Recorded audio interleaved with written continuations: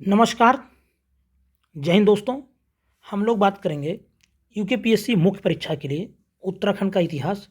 उत्तराखंड के इतिहास से बताऊं तो इससे पहले एक वीडियो हो गया है जहां पे आपको वहां का साहित्यिक स्रोत के बारे में मिल जाएगा। पिछली बार साहित्यिक स्रोत पूछा गया था 8 नंबर में, और इस बार भी पूछा जा सकता है, और या तो पूरा तात्विक स्रोत पूछा जा सकता है कि इन दोनों में से एक क्वेश्चन जरूर आएगा 8 नंबर या 5 नंबर में।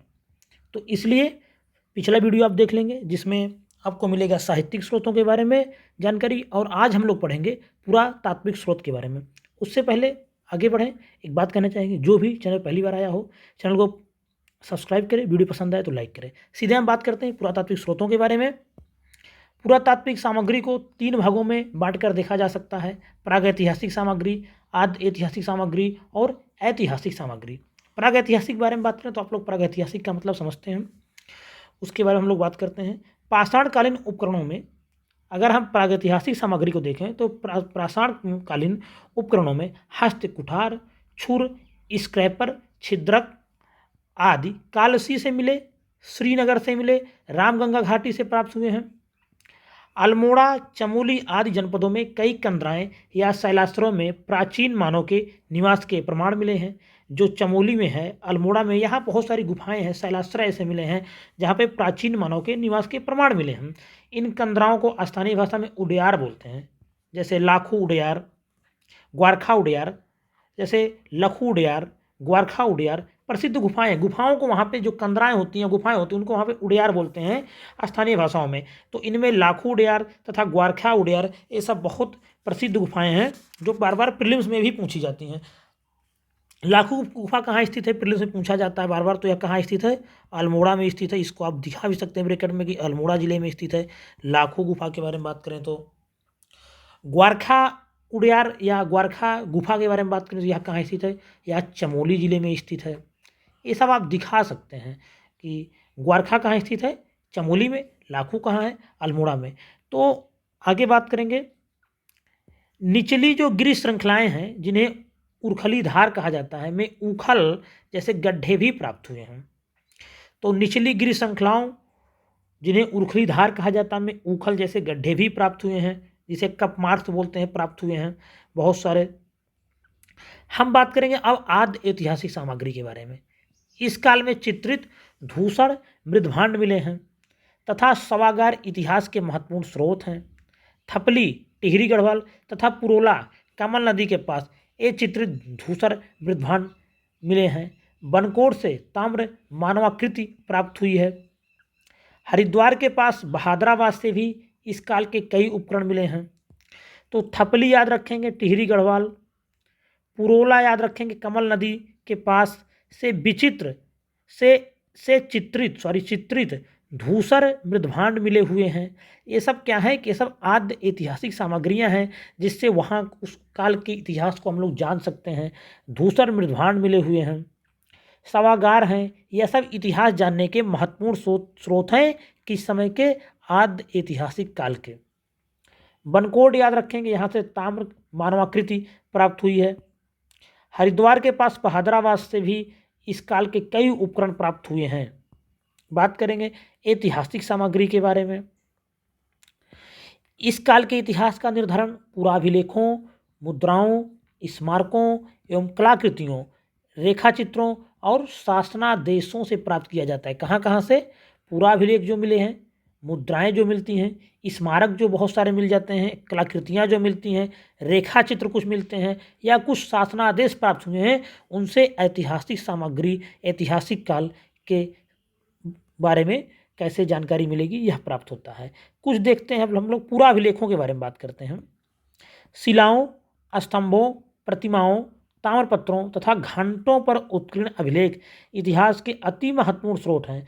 सम्राट अशोक के बहुत सारे अभिलेखों के बारे में आपने सुना होगा। जो कालसी का अभिलेख है उसके बारे में जानते हैं। बाड़वाला का इष्टकालेख है। त्रियुगी नारायण, विष्णुमूर्ति लेख इतिहास के दुर्लभ स्रोत हैं। अशोक के बहुत सारे अभिलेख हैं, बिहार में पाए जाते हैं, उत्तर प्रदेश में पाए गए, अम्बाला में पाया गया, दिल्ली में है, मेरठ में, लेकिन जो उत्तराखंड पाया गया वो महत्वपूर्ण है। सम्राट अशोक का कालसी अभिलेख, ये देहरादून के विकास नगर के आगे कालसी में है इस समय। अगर हम बाड़ावाला का इष्टकालेख के बारे में बात करें, त्रियुगी नारायण, विष्णु मूर्ति लेख, इन सब के बारे में आपको वहाँ पे मेंस में लिखना पड़ेगा। 5 नंबर में आएगा तो भी लिखना पड़ेगा, 8 नंबर में आएगा तब भी लिखना पड़ेगा, और ऐसा नहीं है 16 नंबर में भी आ सकता है।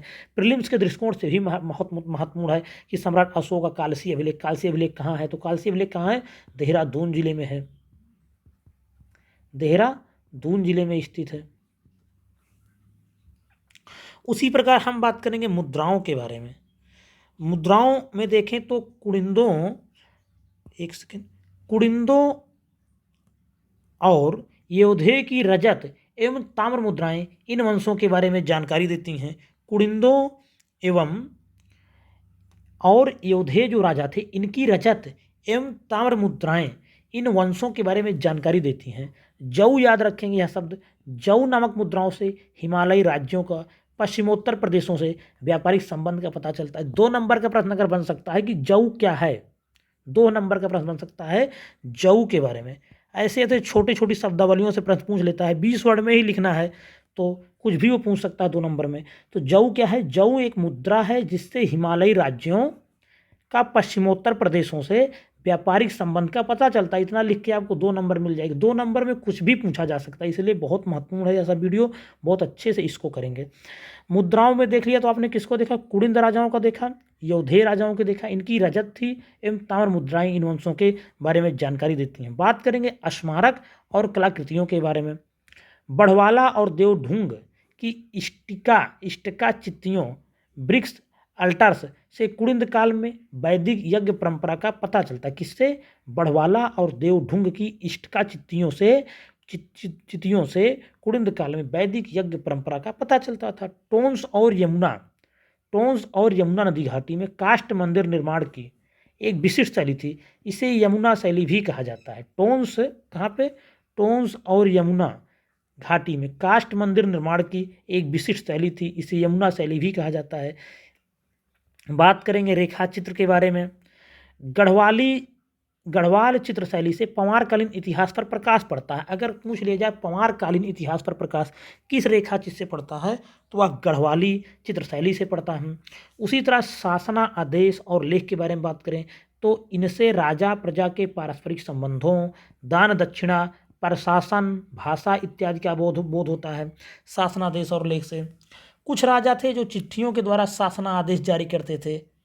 लेख पद्धति में चीरिका शब्द का प्रयोग लेख के संदर्भ में हुआ। एक प्रश्न अगर आ जाता है कि चीरिका शब्द का अर्थ क्या है, चीरिका या कहीं कहीं लिखा रहता है चीठिका, याद रखेंगे। ये सब शब्दावलियाँ आपने अगर प्रीवियस ईयर देखा होगा तो ऐसे ऐसे शब्दावलियाँ 2 नंबर पूछी गई जिसका आप नाम ही नहीं सुने रहते हैं।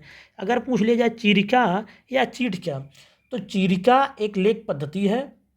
लेख पद्धति में चीरिका शब्द का प्रयोग लेख के संदर्भ में होता है। यह क्या है, एक शब्द है जो कि लेख पद्धति में प्रयोग किया जाता है, इसका प्रयोग लेख के संदर्भ में किया जाता है। तो इस प्रकार से आपने उत्तराखंड के प्रागैतिहासिक पुरातात्विक स्रोत को कहाँ कहाँ से जान मिलता है उसके बारे में पूरा अध्ययन किया। आपको दिखाना पड़ेगा कि प्रागैतिहासिक सामग्री मिलती है, आद्य ऐतिहासिक मिलती है, कुछ ऐतिहासिक सामग्रियाँ हम उसको आप दिखा देंगे। 8 नंबर का आएगा तो 16 नंबर का आएगा, तो उसी प्रकार अपना 60 में करके लिख लेना है। 8 नंबर में आएगा तो 125 वर्ड में लिखना है, 16 नंबर का आएगा 250 वर्ड में। कितना विस्तार करना आप अपने हिसाब से उसको एडजस्ट कर लेना है। वीडियो पे समाप्त हो रहा, पसंद आए तो लाइक करें और आपसे अनुरोध है चैनल को सब्सक्राइब करें, लगातार बने रहें, वीडियो को देखते रहें। धन्यवाद।